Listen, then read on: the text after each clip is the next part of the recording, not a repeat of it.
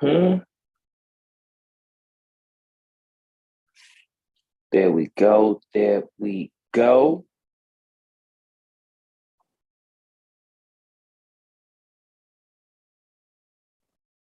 Just getting everything set up, everybody. I hope everybody had a good week so far. Let me just do that. Boom. There we go. Sorry about that, everybody. You already know. Okay, let me just do that. Boom. Put that over there. There we go. There we go. Looking pretty good. There we go. Let's do it like that. Bam. Just give me one quick second. I'm just getting everything together. Yeah, just real patient. But you can definitely let people know What's Up People News is now live. We definitely have an action-packed show for you guys today. I know you're probably asking yourself, why? It's not Thursday. It's not Friday's Eve. It ain't none of that. It's Wednesday. So I'm going to let you guys know. Just give me one quick second. Again, I'm just sending out the links to let everybody know What's Up People News is now live. Hold on one second. Okay, here we go. What's Up People News is now live. Boom, bam, wham, bam. Thank you, ma'am. I'm almost done. Just give me a second. Okay, we got that. Boom. We're going to post that. Come here. All right. Sorry, everybody. I do apologize for this. Okay. It's now live. All right. They would take a weird clip with my head down. Y'all looking pretty good. All right. Boom. Okay. There it is, people. All right, I'm all set. So again, I know you guys are probably asking yourself, it's not Thursday. It's not Friday's Eve. It's Wednesday. So I'm gonna just start off. Let me just start like regular. Here we go. Welcome. I hope everybody's having an awesome day and week so far. I just want to welcome all my returning guests. Thank you for taking a little bit of time out of your busy day to spend it with me. I appreciate that. I appreciate you. But with that being said, if this is your first time, I'm a local online news show. I talk about local, national, and international news. I am your host, Aaron Casey, and this is What's Up People News.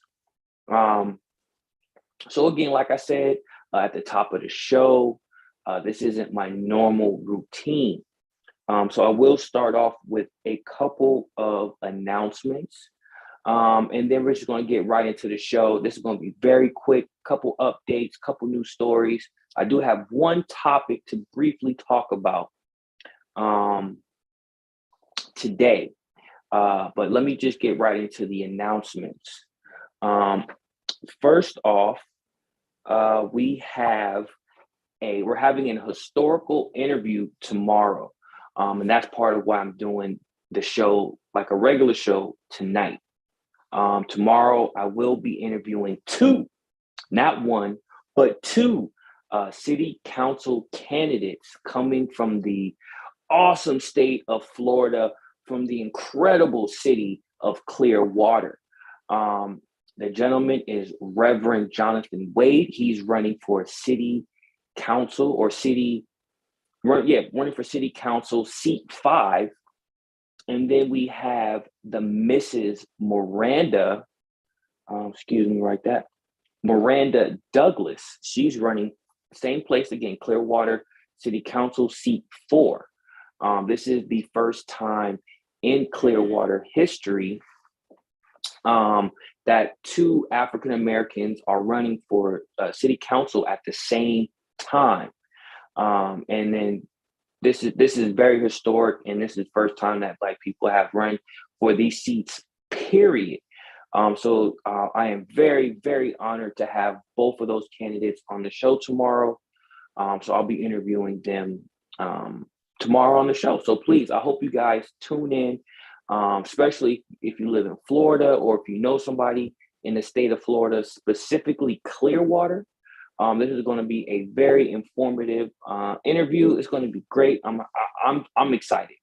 I'm excited. It's the first time I'll be interviewing 2 people in one show. So this is very exciting. I hope you guys tune in for that.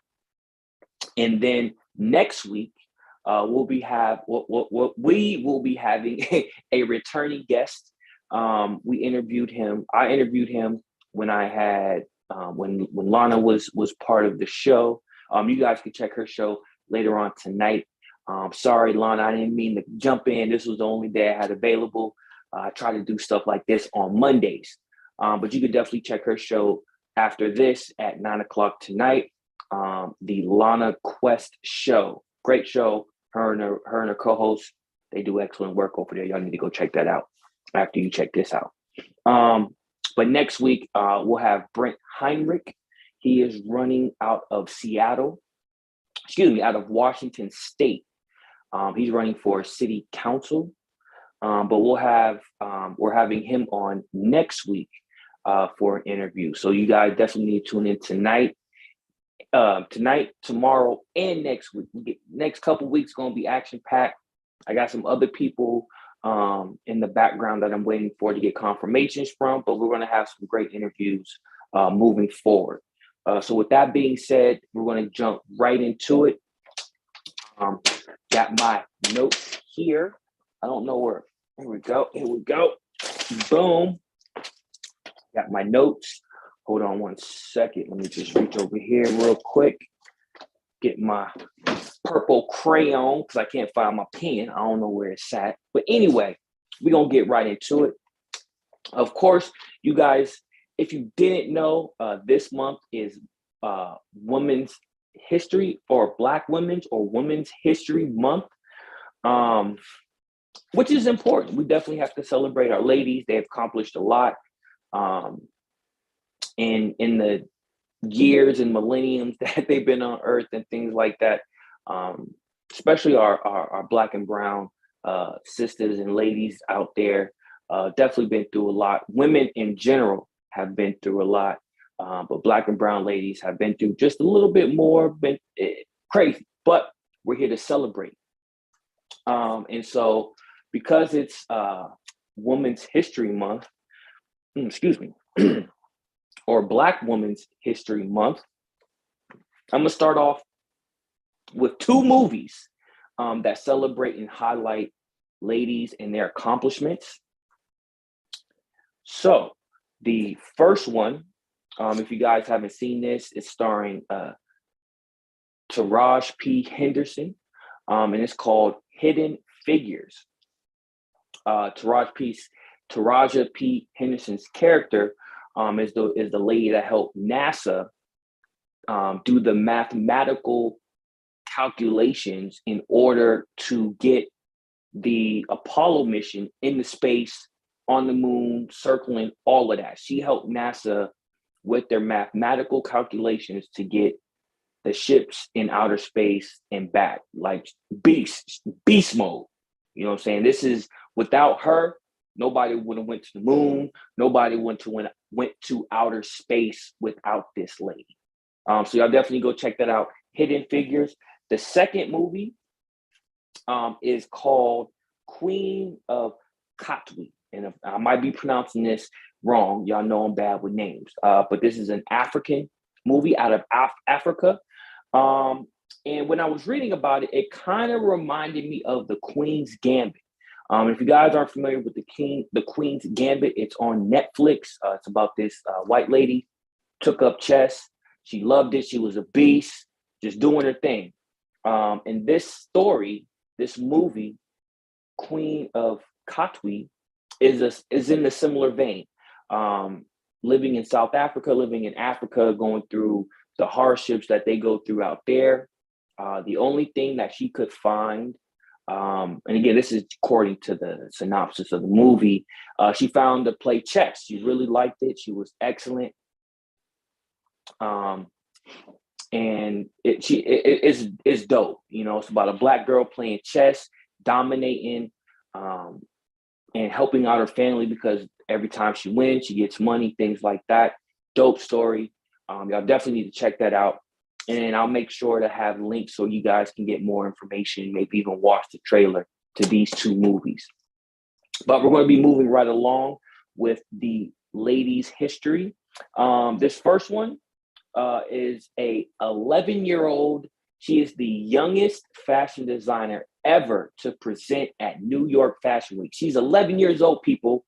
Her name is Karise Rogers. Karise Rogers. She's a fashion icon. She did her thing. She was in New York on the runway at 11 with her designs. Like that's beast mode. You know what I'm saying? And this is recent too. You know, she's doing her thing, making clothes, making fashion. Who don't like, you know, who don't like to dress nice? You know what I'm saying? Anyway, moving right along. The next person that we want to highlight, her name is Priscilla Maybelline, and she was the first Black lady appointed CEO of British Petroleum back in 2017. Very historic. If you guys don't know, British Petroleum, BP, is the gas company where you go get gas, all of that. Started over in the UK. And this Black lady, it says BP, a world-class multinational oil and gas company, changed its direction of leadership back in 2017. When they appointed the first ever Black female CEO, Priscilla Maybelline. Yeah, Mabelane. So dope. She did her thing. You don't see that a lot, especially when it comes to oil. The oil industry is a lot of old white men, old barons, whether it be from like Texas. And if you get out into the Middle East, like the oil industry, I should say, is a male dominated industry. I wouldn't even necessarily say white males, but there are a lot of white male oil tycoons. But overall, it's a male dominated industry, white male at that. And then to have BP have its first ever Black female CEO, that's dope. So big shout out to her, but we're going to move right along. The next lady we want to highlight, and again, I'm looking at my notes. So if you see me keep looking down, looking up, I'm looking at my notes, looking at the notes on the computer. So that's what's going on. But the next person we want to highlight is Janice Howard. Hold on one second. Janice Howard is the first Black lady to own and run a $1 billion company. Woo, let me say that one more time. Janice, let me say her whole name. Janice Bryant Howard is the first Black woman to own and run a $1 billion company. She started her company in Los Angeles with only $900 to her name. During her time there, she proved her skills in running an office while taking over for her brother-in-law at the billboard for a short time. When she was running the company back in 1976, the company, after she got done running it and doing her thing, the company is now worth $420 million. So big shout out to Janice Bryant Howard, the first Black lady to run a $1 billion business. That's dope. I want to own. That's why I'm in business. That's why I got my own production. I want to own a $1 billion business. I'm working hard trying to get to that goal, but she paved the way. So big shout out to Miss Howard. And lastly, the last person that we would like to highlight for Women's History Month or Black Women's History Month is Jennifer King. Just give me 1 second here, people.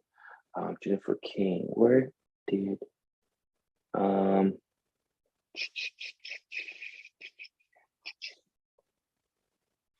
unfortunately, people, I am so sorry. I can't find where all my information is about Janice King or Jennifer King. Okay, there we go. Got it. This is why I had to get Jennifer King on this list. Jennifer King is the first Black woman to be a full-time NFL coach.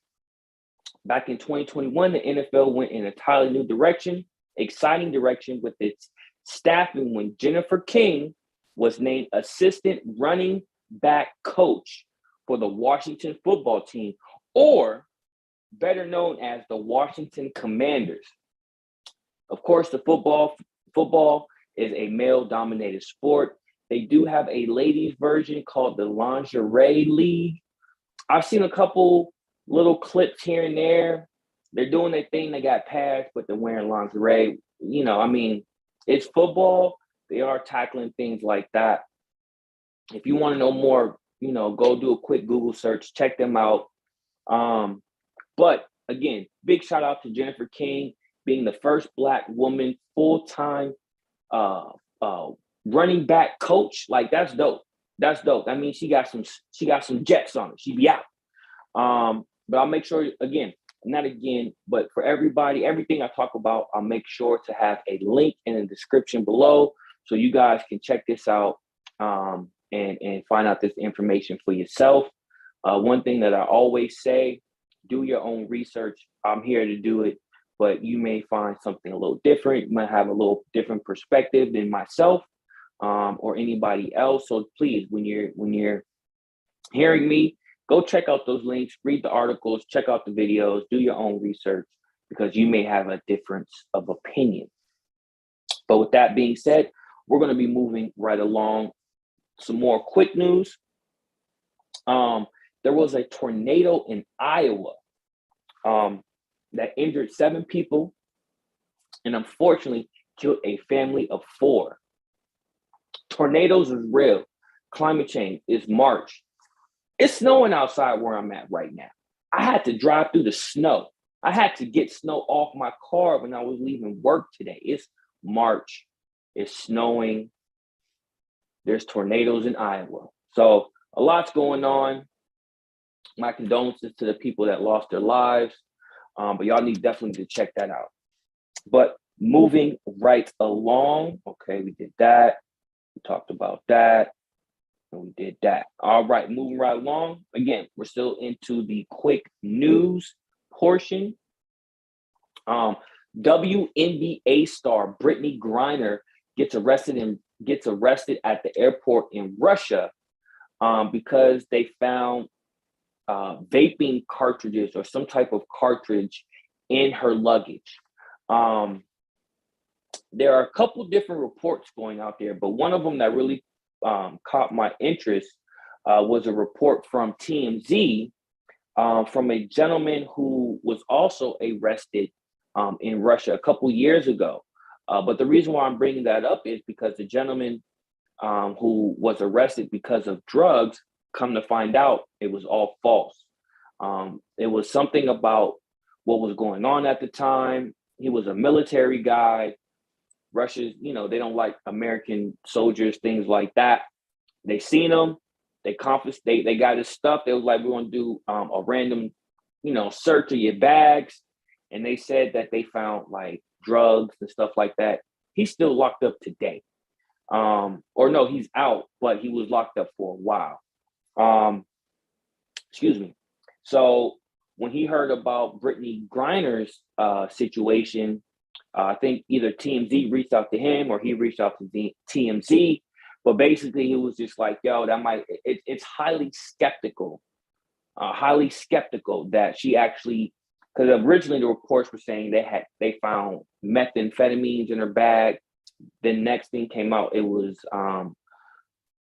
vape cartridges or something like that. So it's looking really suspicious. Of course, if you guys don't know, and I'll briefly talk about this, give you guys some updates.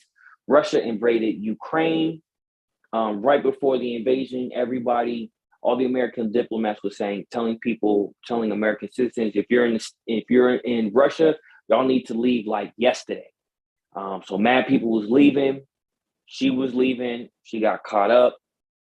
And this is what's happening right now. She was actually locked up a week before the actual invasion, or we'll say 3 to 5 days before the actual invasion. So she actually has been incarcerated or in jail over in Russia for about a couple of weeks now. They're trying, our U.S. embassy is trying very hard to get her out so she can come home. But the ambassador said it's an uphill battle, uphill battle. So I'll make sure to keep you guys appraised of that. Once I get any more updates, things like that, I'll let you guys know next week. But moving right along, we're going to actually get into, so I have another, so this is more, sorry about that. Hold on one second. Okay. Next thing. There was a school shooting in Iowa. One person passed away, 2 people were injured. And it's unfortunate though, the person that did pass away didn't even go to school. Like he didn't even go there. He was just in the wrong place at the wrong time. But it's such a sad situation. Right before the pandemic hit, this is what we were dealing with here in America. Shooting after school shooting at that. School shooting after school shooting after school shooting. Like it was getting a point to where people were starting to get numb to it. Then it died down. And then right after that, we got hit with COVID. So it's definitely unfortunate that we have to go back to this type of trend. Joe Biden did come out and make a speech about what's going on in Iowa and the school shooting. It is definitely tragic. I have a website that you guys definitely need to check out. But unfortunately, since the start of the year, there have been 81 shootings. 81 shootings since the start of this year alone. 81 shootings. We have to curb the violence. Something has to be done. I don't want people getting shot. I'm tired of reporting on people getting shot, whether it be black and brown dealing with the police, or it might be some domestic stuff, or just gun violence in general. I'm tired of talking about all of this.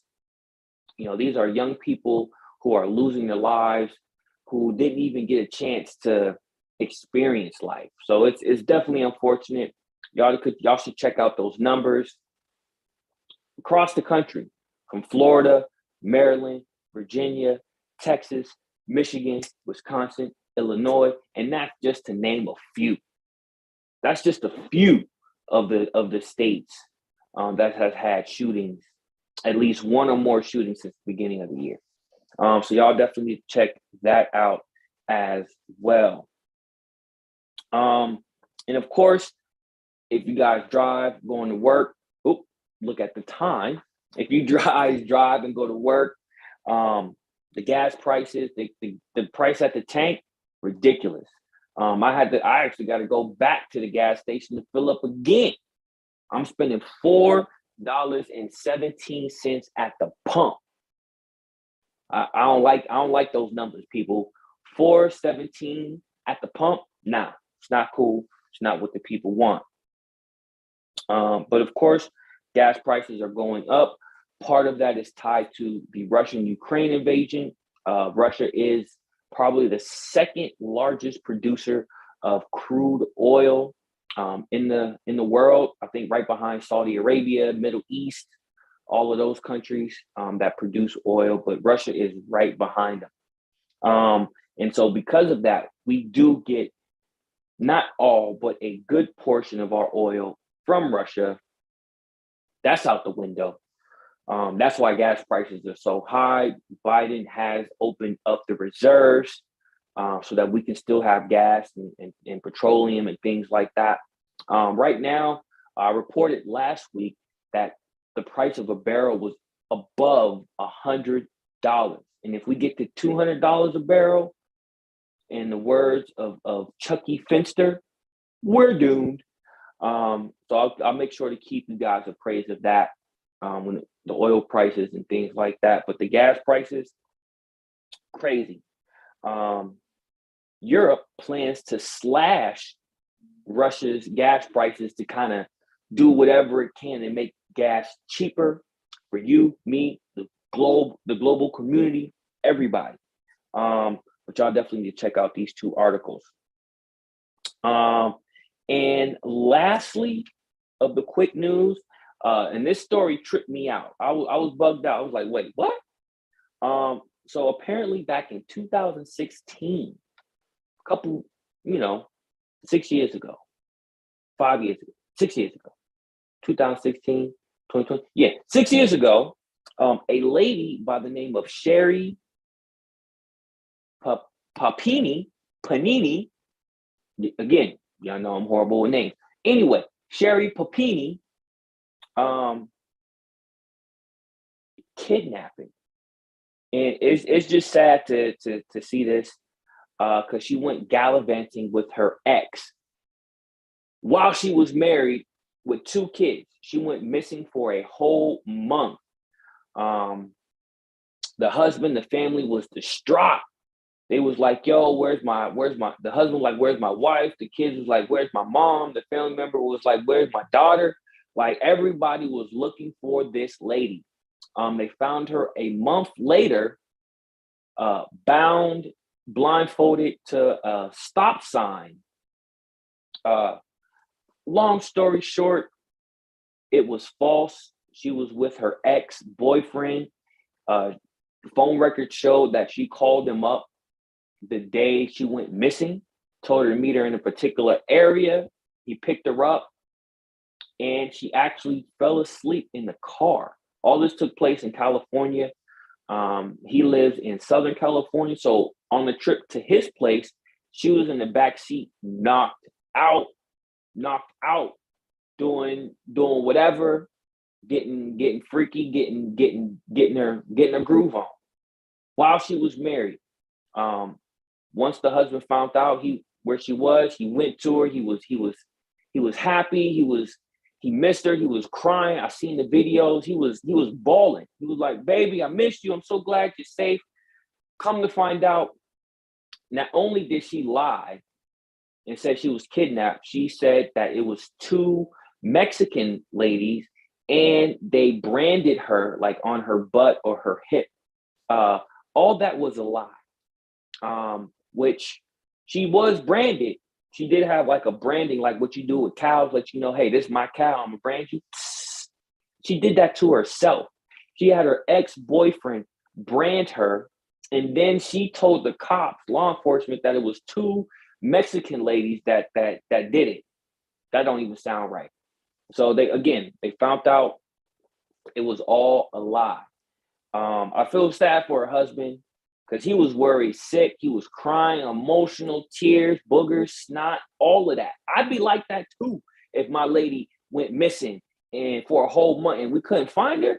Man, listen, I'm in the corner in the fetal position, crying, bawling, trying to figure out where my lady at. But yeah, it's a horrible situation. She lied, so she could go off with her ex and get her rocks off. So y'all definitely need to check that out. And that, ladies and gentlemen, ends the quick news. Now I have 2 kind of quick topics to talk about tonight. Well, actually, mainly one. The first part is a quick update with with the Russia-Ukraine invasion. Right now, I'm just reading some quick articles from CNN. You guys, again, I'll make sure to have the link so you guys can check this out yourself. But as of right now, this is what's going on. Ukraine military agreed to a 12-hour ceasefire with Russia today to allow civilians to escape through evacuation corridors from several cities, but millions still remain trapped in dire conditions across the country. So that's just a little bit. Local authorities say efforts to evacuate people to safety in some of Kiev's suburbs have failed, with the city council of Bucha accusing Russian forces of blocking an evacuation convoy. So Ukraine said, yo, Russia, y'all need to give us 12 hours to get our citizens out. Once we get them out, we can get back to doing what we was doing and all of that. They're trying to, Russia shouldn't be invading Ukraine in the first place, but we won't get into that. That's for another day. I'm just giving you guys some quick updates about what's going on. This just came out an hour ago. UK Prime Minister Boris Johnson vows to impose maximum economic cost on Russia in a call with the Ukraine president. So Boris Johnson, he's not playing. He's like, yo, we about to put more sanctions on Russia. A lot of the countries across the globe are putting sanctions on Russia right now, which is making it very hard for just the people in Russia to buy things and just to live. Sanctions hurt. They hurt. And they're really hurting right now.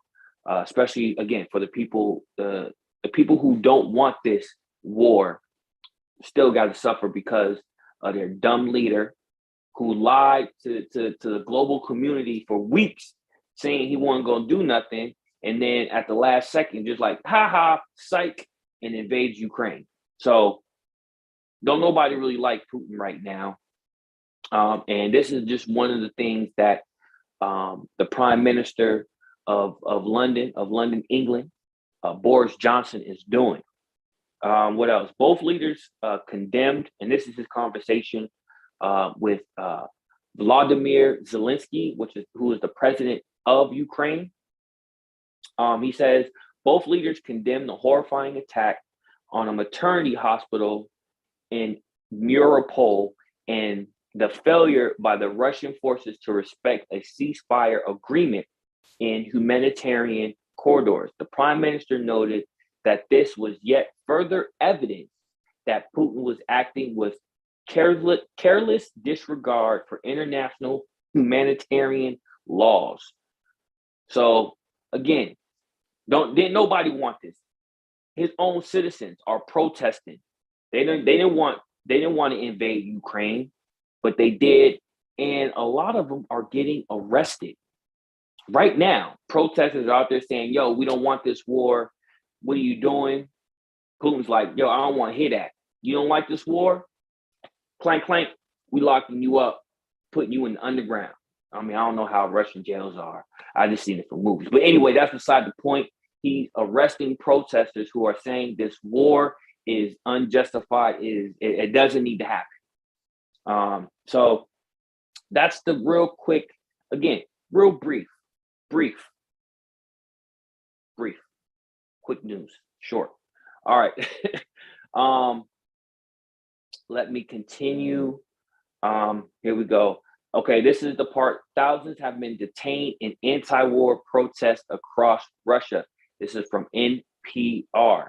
Russians in dozens of cities across the country have staged anti-war demonstrations following a call by advisors to close jail opposition leader Alexei Navalny. Y'all know him. We'll just say Alexei. As of Sunday, the independent OVD Information Monitoring Group reports over 4,500 were detained across 63 cities. So 4,500 protesters was detained across 63 cities, with more than 2,000 in Moscow and more than 1,100 in St. Petersburg. That's a lot of people protesting this war. They didn't want to go. They didn't want to have this war. Elected officials are supposed to listen to their citizens, are supposed to listen to them. Putin said, nah, I ain't listening to this. We going to war with Ukraine right now. As it continues, the screws are being fully tightened. Essentially, we are witnessing military censorship. Maria Kunistova, OVD informant spokesperson, told Reuters. Yeah, they're locking down. If you don't want this war, you go into prison. If you're in the military, you better invade Ukraine. A lot is going on. The Ukrainians are fighting with vigor. They want to help their country, help their countrymen. They want to stop Russia. So a lot is going on. A lot is being, it's very fluid. Stuff is changing every minute. So y'all definitely need to check out those updates. Go to CNN. Again, all this stuff will be in the description after the show. And lastly, the last thing I want to talk about before I end the show tonight is mental health. A lot has been going on the last 2 to 3 years. I would even say maybe even 4 years. A lot of this military war, it's always been around there. It's always been in the back of our minds.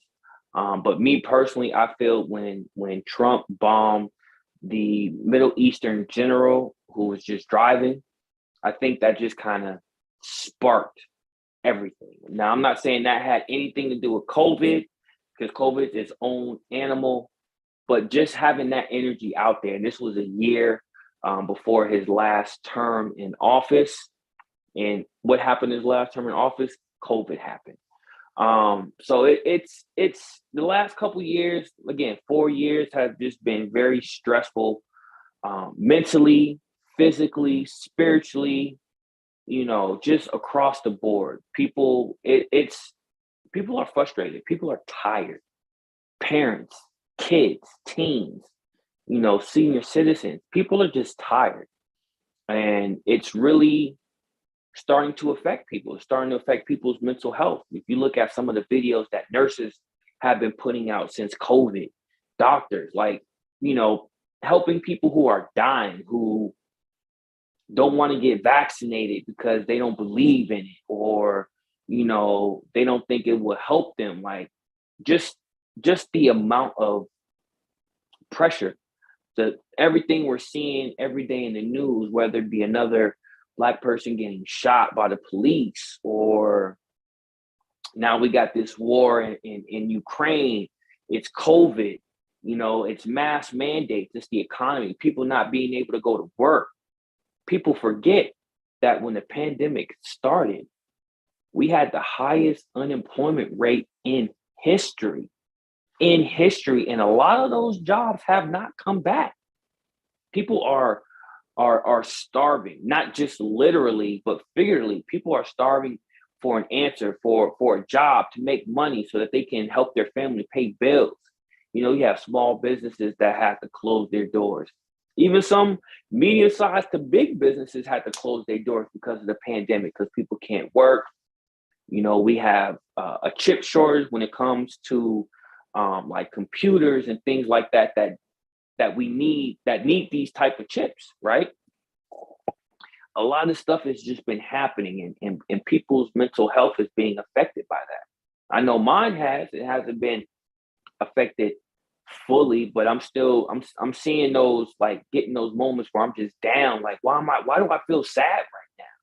Like, what's going on? And it's real. Depression is a real thing. Mental health is a real thing. And we definitely have to talk about what's going on, get those emotions out. I'm a big advocate for mental health awareness. If you need to talk to a therapist, do that.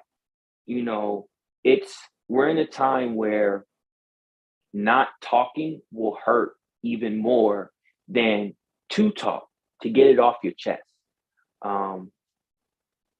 I just want to say before I end this, everybody, please, if you need someone to talk to, find a family member, find a friend, a pastor, hell, even a cop. You know, if you need to talk to somebody, please talk to somebody. Don't keep your emotions and what you feel about what's been going on, whether it be politically, with the economy, what's been going on overseas with Russia, what's been going on overseas with Afghanistan, things like that. Like if there's something that you need to talk about to get off your chest, please get it off your chest. Let that person know, whether it be your spouse, your girlfriend, your wife, again, your brother, your sister, your mother, your father. Like, just get out there and talk to somebody. I'm gonna leave you guys with a number. Unfortunately, I didn't get the toll-free number, but I'll make sure to get that, and I'll make a post about that later tomorrow or something like that. But I have a number for the if you live in the state of Massachusetts, I'll give you the number for Department of Mental Health, the Boston location. You can call, you can get help, you can get mental health services, you can find some basically you can get some help. Simple as that. Yeah, I'm gonna leave the number. I know this has been kind of weird. I just have there's just a lot, and I'm still got to get ready for tomorrow's show. But again, anyway, before I go, again, mental health. It is very important. Your mental health is important, not only to you, but the people around you, your friends, your family. They care, because once you start to, go down that path, if you don't have that support system, it's tough, especially dealing with mental health. But anyway, enough about that. I'll make sure me and my old co-host, Mr. Frosty Oreos, the one and only, the host with the most, we actually did a 3-part series talking about mental health. We talked about ladies' mental health and what you can do, certain things you can do. We had one about men's mental health and certain things you can do. And then our last series in that was kind of a combination of both. But just getting it all out there. Our mental health is very, very, very important. And if you need somebody to talk to, they're out there. I'm going to leave this number for you. It's for the Department of Mental Health Boston office. The number is 617-626-9200. And I'll make sure to leave that in the description so you guys can call, whether for yourself or a family member or a friend. If they need mental health services, call this number, talk to the eligibility office, and let them know what's going on and see if what they offer will benefit you. Because mental health is real, it's serious. It's affecting everybody, young, old, it doesn't matter. So yeah, check that out. Thank you guys for tuning in with me. If you come back on the recap, please hit that like button. This is your first and last second reminder. Please like, share, subscribe. I am Aaron Casey, and this is What's Up People News. So I'm about to go. I still got to get ready for tomorrow. But with that being said, if you want to get more in depth, read the articles that I'm about to post. And if you want some more news for the night, please tune in to the Quest show with Lana Quest. She has great information. I think her show comes on at 9. So that's in a couple, like an hour or so, hour and a half or something like that. But y'all definitely need to go check that out. She always got the information. It's fun. She be doing her thing. But y'all definitely come back tomorrow. Check me out for an interview. Very historical show, not only for me, but for them as well, because these are the 2 first Black candidates running for office in Clearwater, Florida. So again, y'all need to tune in tomorrow night at 7:30 for that show. But with that being said, I'm out. I got to get stuff ready. I still got things I got to do. But y'all have a good night. Thank you for tuning in, stopping by with me. I'll see you guys tomorrow.